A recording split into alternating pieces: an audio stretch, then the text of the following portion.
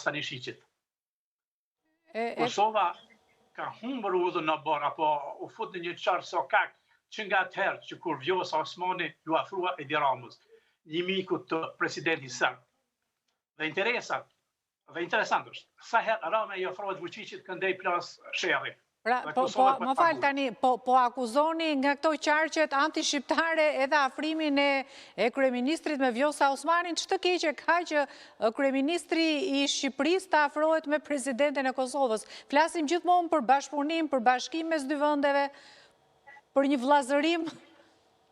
Na jemi dëshmitarë se para vitit 2015 Edi Rama me helikopter shkoi në Kosovë, në Prishtinë, të bëj presion të dy deputetëve që ta miratojnë, ta aprovojnë, ta votojnë gjykatën e Hagës Speciale. Dhe më pasoj edhe dërgimi i krerëve të UÇK-s në Hagë.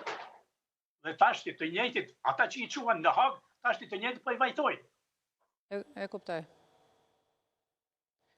Më kujtua, kolegi Beti, më kujtua një program i Servomadit Nikola Pashic për Ballkanin, ku në mesin e 3 planeve, aty kishte edhe një plan për shqiptarët që t'i mbajnë të dobët në Ballkan, pra Shqipërinë dhe Kosovën. Dhe siç po shihet edhe kjo është këtu situata, pse është kjo krizë institucionale në Kosovë. Sidoqoftë, sipas jush, kush duhet ta shmangte këtë krizë të re, pra mosgjetjen e një emri konsensual për presidentin e vendit? A nuk është përgjegjësi e mazhorancës tek e fundit? A duhet ta ketë ajo përgjegjësinë që t'ia shmang krizat Kosovës? Kjo ishte problemi, për shkak se mazhoranca Albin Kurti fitoi 51%, dhe bëri sovranitetin dhe shumë gjëra bën pozitive.